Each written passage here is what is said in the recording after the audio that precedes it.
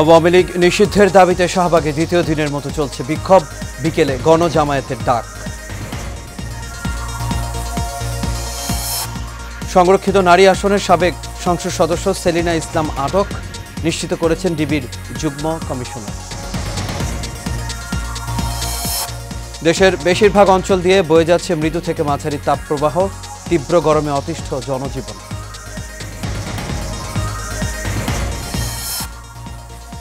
এবং অপারেশন সিঁদুরের জবাবে পাকিস্তানের বুনিয়ানুম মারসুস, 3 পাক বিমান ঘাঁটিতে ভারতের মিসাইল হামলা।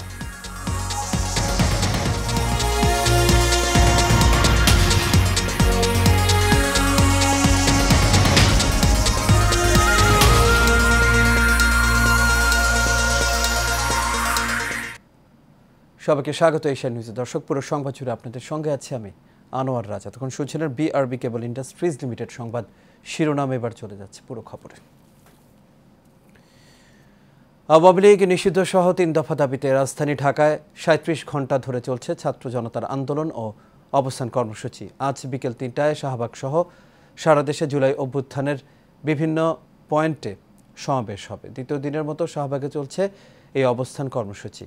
আওয়ামী লীগ নিষিদ্ধের দাবিতে মিছিল স্লোগানে মুখরিত আশপাশ। গতকাল রাতে 3 দফা দাবির ঘোষণা দেন জাতীয় নাগরিক পার্টির দক্ষিণাঞ্চলের মুখ্য সংগঠক হাসনাত আবদুল্লাহ। দাবি আদায় না হওয়া পর্যন্ত রাজপথ না ছাড়ার ঘোষণা জুলাই গণ অভ্যুত্থানে অংশ নেয়াদের। তাদের দাবি আওয়ামী লীগকে সন্ত্রাসী সংগঠন ঘোষণা করে নিষিদ্ধ করতে হবে। পাশাপাশি আন্তর্জাতিক অপরাধ ট্রাইব্যুনাল আইনে আওয়ামী লীগের দলগত বিচারের বিধান যুক্ত করতে হবে এবং জুলাই ঘোষণাপত্র জারি করতে হবে। এদিকে আন্দোলনকারীরা বলছেন, এই লড়াই ফ্যাসিবাদের বিরুদ্ধে বাংলাদেশপন্থীদের লড়াই।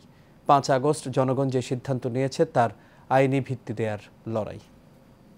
রাত 10টা থেকে পার্টিসহ ফ্যাসিবাদ বিরোধী বিভিন্ন দল ও সংগঠন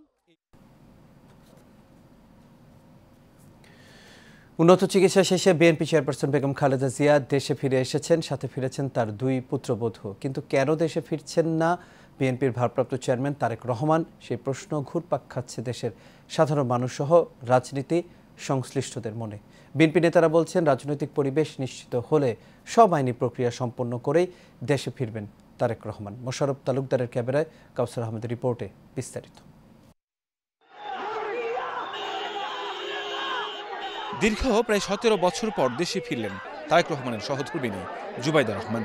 তার শাশুড়ি বিএনপি চেয়ারপারসন খালেদা জিয়ার সঙ্গে 6 মে দেশে ফিরেন তিনি।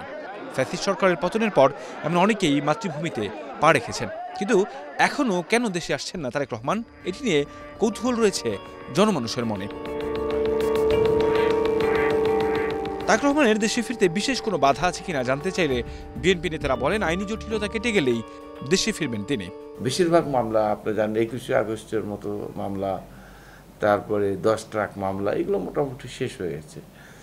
এরপরও আরও অসংখ্য মামলা এখনও শেষ হয় নাই। তো আমরা আশা করছি এই সমস্ত মামলা শেষ হলে দেশের স্বাভাবিক অবস্থা এবং সরকার যারা আছে তার নিরাপত্তা ব্যবস্থা আরও ভালো অবস্থান সৃষ্টি করলে, তারা তার নিরাপত্তার ব্যবস্থাকে আরও শক্তিশালী সক্রিয় করলে উনি অবশ্যই, আমরা বিশ্বাস করি আগামী নির্বাচনের আগে অবশ্যই উনি ফেরত আসবেন। জননেতা তারেক রহমানের দেশে ফেরা এটাও সময়ের ব্যাপার মাত্র, যে কোনো সময় উনি দেশে আসতে পারেন। তবে আমাদেরকে অপেক্ষা করতে হবে, কারণ ওনার শারীরিক অবস্থা এবং দেশের বর্তমান আইনশৃঙ্খলা পরিস্থিতি যে অবস্থায় আছেন, এই আইনশৃঙ্খলা পরিস্থিতি এখনও আমি মনে করি সম্পূর্ণ নিয়ন্ত্রণে নেই। একই সাথে তার দেশে ফেরার মতো রাজনৈতিক পরিবেশও নিশ্চিত হয়নি বলে জানান তারা।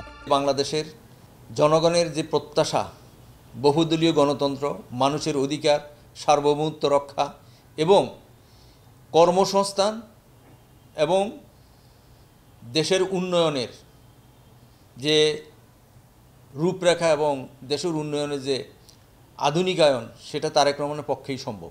যত তাড়াতাড়ি দেশে ফেরত আসবে তাতে করে নেতাকর্মীরা তো আশ্বস্তই হবে এবং অরিজিনাল যে জিনিসগুলো, যারা কারা মাঠে ছিল কারা ছিল না, এই জিনিসগুলো উনি বুঝতে পারবেন। কারণ বিভিন্ন সময় বিভিন্ন জনের কথা শুনে উনি অনেক সময় কনফিউজ হয়ে যায়। তো আমরা আশা করি উনি যত শীঘ্রই আসবে, এই দলের জন্য তত বেশি মঙ্গল বলে আমি বিশ্বাস করি। তবে বিএনপি নেতাদের প্রত্যাশা খুব শীঘ্রই দেশে ফিরে গণতন্ত্র প্রতিষ্ঠার সংগ্রামে নেতৃত্ব দেবেন বিএনপির ভারপ্রাপ্ত চেয়ারম্যান তারেক রহমান। কাউসার আহমেদ, এশিয়ান টেলিভিশন, ঢাকা। সংরক্ষিত নারী আসনের সাবেক সংসদ সদস্য কুমিল্লা উত্তর জেলা আওয়ামী লীগের সহসভাপতি সেলিনা ইসলামকে গ্রেপ্তার করা হয়েছে। রাজধানীর গুলশান এলাকা থেকে তাকে গ্রেপ্তার করা হয়েছে বলে জানিয়েছে ডিবি। শনিবার ডিবির যুগ্ম কমিশনার মোহাম্মদ রবিউল হোসেন ভূঁইয়া গণমাধ্যমে গ্রেপ্তারের এই বিষয়টি নিশ্চিত করেছেন। তিনি জানান, সংরক্ষিত নারী আসনের সাবেক সংসদ সদস্য সেলিনা ইসলামকে গ্রেপ্তার করা হয়েছে আলোচিত অর্থ ও মানব পাচার মামলায়। কুয়েতে সাজাপ্রাপ্ত আসামি লক্ষ্মীপুর 2 আসনের সাবেক এমপি কাজী শহীদ ইসলাম পাপুলের স্ত্রী সেলিনা ইসলাম। একাদশ জাতীয় সংসদের সংরক্ষিত মহিলা আসন 49 থেকে স্বতন্ত্র প্রার্থী হিসেবে নির্বাচিত হন কুয়েত প্রবাসী শিল্পপতি সেলিনা ইসলাম।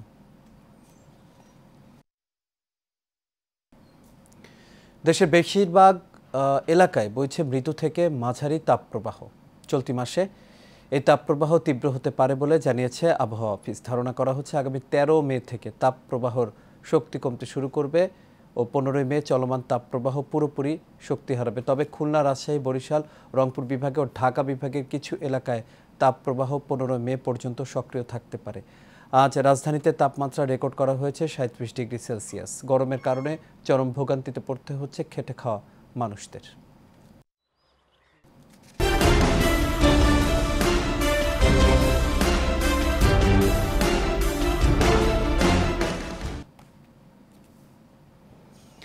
বরিশালের লাহারহাট ভেদুরিয়া রুটে ফেরিতে যানবাহন পারাপারের অতিরিক্ত ভাড়া আদায়ের অভিযোগ উঠেছে ঘাট কর্তৃপক্ষের বিরুদ্ধে। চালকরা জানান, কর্তৃপক্ষ নীরব থাকায় দিনের পর দিন অতিরিক্ত ভাড়া আদায় করছে বিআইডব্লিউটিসির কর্মচারীরা। টিকিটের নামে অতিরিক্ত ভাড়া আদায় করলেও তা মানতে নারাজ দায়িত্বে থাকা ঘাট ইনচার্জ। অপূর্ব বারের ক্যামেরায় কামরুজ্জামান ডলারের রিপোর্ট, জানাচ্ছেন রাশেদ আকুন। বরিশাল থেকে সড়ক পথে ভোলার ভেদুরিয়া যাওয়ার একমাত্র মাধ্যম লাহারহাট ফেরিঘাট। আর এই ঘাট দিয়ে পারাপারে যানবাহন থেকে অতিরিক্ত টাকা নিয়ে কম টাকার রসিদ দেওয়ার অভিযোগ উঠেছে ঘাট কর্মচারীদের বিরুদ্ধে। লাহারহাট ভেদুরিয়া ফেরিঘাট দিয়ে প্রতিদিন পারাপার হয় পিকআপ, পণ্যবাহী ট্রাক, কাভার্ড ভ্যান সহ কিছু ব্যক্তিগত গাড়ি। চালকদের অভিযোগ, পণ্যবাহী যানবাহনের ক্ষেত্রে অতিরিক্ত 200 থেকে 500 টাকা আর সিরিয়ালের জন্য দিতে হয় আরও 100 টাকা। টিকিটের গায়ে যাই লেখা থাকে ওভারমালের টাকাও দেওয়া হয় এবং ওভারমালের টাকা ছাড়া 100-200 টাকা তারা বেশি দাবি করে থাকে। ওই টাকা যদি না দেওয়া হয় তাহলে ওরা টিকিট দেয় না, আমাদের সাথে খারাপ বিহেভ করে। এটার কোনো রসিদও দেয় না, আমাদের কোনো ডকুমেন্টও দেয় না। আর আমরা এটার জন্য মালিকের কাছে আমাকে হেনস্থা হইতে হয়। এই জায়গা থেকে সব রকমের মালই যায়, চাউল ডাউল, গাড়িতে আর কি পণ্যবাহী যত মাল আছে সবই যায়। স্থানীয়দের অভিযোগ, কর্তৃপক্ষের নির্দেশে অতিরিক্ত ভাড়া আদায় করছে ঘাট কর্মচারীরা। মালের গাড়ি থেকে বাড়তি টাকা নেয়, এইসব যাতে আমাদের স্থানটায় না হয়, আমাদের ঘাটটা ভালোভাবে চলুক, এইটা আমরা স্থানীয়ভাবে আমাদের দাবি। যদিও অতিরিক্ত ভাড়া আদায়ের বিষয়টি অস্বীকার করেন ঘাটের ইনচার্জ। এই বিষয়ে আমার কোনো বক্তব্য নাই এবং এই ব্যাপারে আমরা কিছু জানি না। 5 তারিখের পর হইতে আর্মি মনিটর করতে আছে এবং কোনো অভিযোগ থাকলে আর্মির সাথে সাথে অ্যাকশন নেয়। লাহারহাট ভেদুরিয়া ফেরিঘাট দিয়ে প্রতিদিন পারাপার হয় ছোট বড় প্রায় 5 শতাধিক যানবাহন। Rashed Akun, Asian television. মহান মে দিবস উপলক্ষে টাঙ্গাইলের মির্জাপুর উপজেলার 10 নম্বর গোড়াই ইউনিয়ন শ্রমিক দলের উদ্যোগে বিশাল শ্রমিক সমাবেশ ও সাংস্কৃতিক অনুষ্ঠান হয়েছে। উপজেলার গোড়াই উচ্চ বিদ্যালয় মাঠে এর আয়োজন করা হয়। গোড়াই ইউনিয়ন শ্রমিক দলের সভাপতি হাবিবুর রহমান হাবিব শেখের সভাপতিত্বে প্রধান অতিথি হিসেবে উপস্থিত ছিলেন জাতীয় নির্বাহী কমিটি বিএনপির শীর্ষ বিষয়ক সম্পাদক আবুল কালাম আজাদ সিদ্দিকী। এ সময় আরও উপস্থিত ছিলেন মির্জাপুর উপজেলা বিএনপির ভারপ্রাপ্ত সভাপতি অ্যাডভোকেট আব্দুর রৌফ, টাঙ্গাইল জেলা শ্রমিক দলের সাধারণ সম্পাদক AKM মনিরুল হক ভিপি মনির, খন্দকার আনোয়ার পারভেজ শাহ আলম সহ বিএনপির অঙ্গ ও সহযোগী সংগঠনের।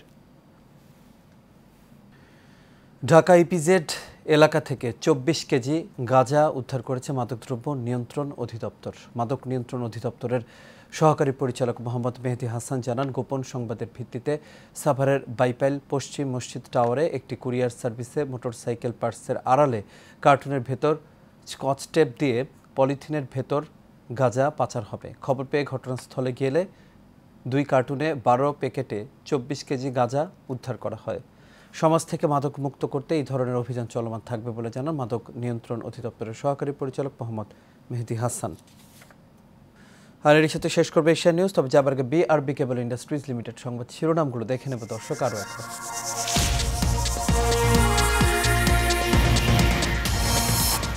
আওয়ামী লীগ নিষিদ্ধের দাবিতে শাহবাগে দ্বিতীয় দিনের মতো চলছে বিক্ষোভ, বিকেলে গণজমায়েতের ডাক। সংরক্ষিত নারী আসনের সাবেক সংসদ সদস্য সেলিনা ইসলাম আটক, নিশ্চিত করেছেন ডিবির যুগ্ম কমিশনার।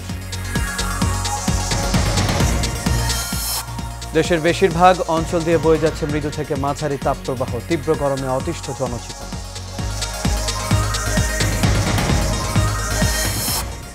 এবং সিঁদুরের জবাবে পাকিস্তানে বুনিয়ানুম মারসুস, পাকিস্তানের 3 বিমান ঘাঁটিতে ভারতের ক্ষেপণাস্ত্র হামলা।